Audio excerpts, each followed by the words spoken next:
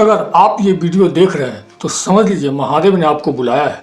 अगर मैं आपसे कहूँ कि आपकी ज़िंदगी में जो भी मनोकामना है, पैसा, सफलता, परिवार, समस्या, बीमारी, दुख, सबका समाधान एक मुट्ठी भस्म में छिपा है, क्या आप विश्वास करेंगे?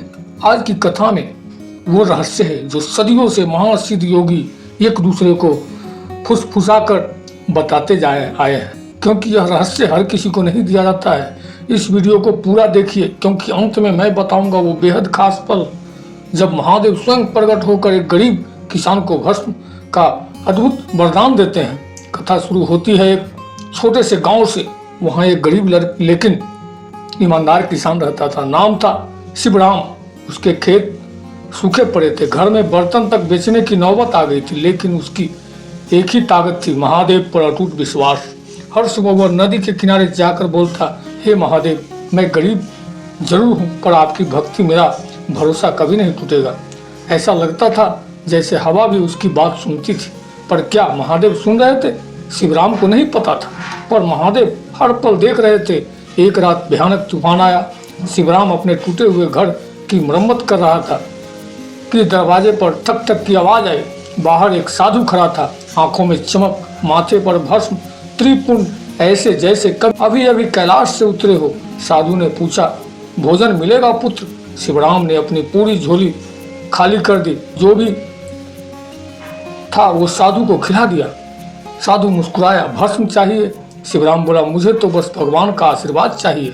साधु ने कहा, जो तूने किया है उसकी कीमत भस्म से भी ज्यादा है, लेकिन भस्म का रहस्य सुने बिना मत जाना। यहीं से कथा मोड़ लेती है। भस्म क्या है और यह मनोकामना कैसे पूरी करती है?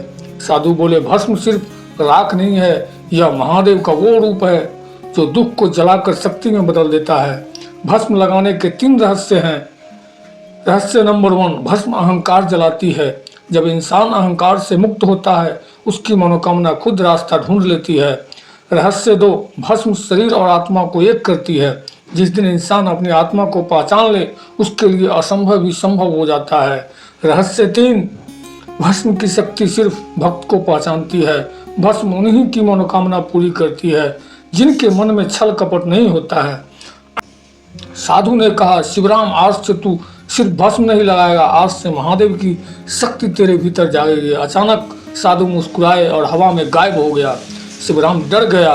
क्या यह सपना था या सच में महादेव का दूत आया था? वह वापस घर लौटा तो देखा जो फसल सूखी थी, सुबह होते ही उस पर हरी पोपले निकल आई। कई सालों बाद पहली बार खेत में जीवन लौटा। दूसरा चमत्कार, बीमारी का खत्म होना। शिवराम की पत्नी महीनों से बीमार थी। डॉक्टर, दवा, पूजा सब व्यसर। उसने भस्म अपनी पत्नी के माथे पर लगाई और बोला, महादेव, ये शरीर आपकी देन है, इसे आप ही ठीक करो।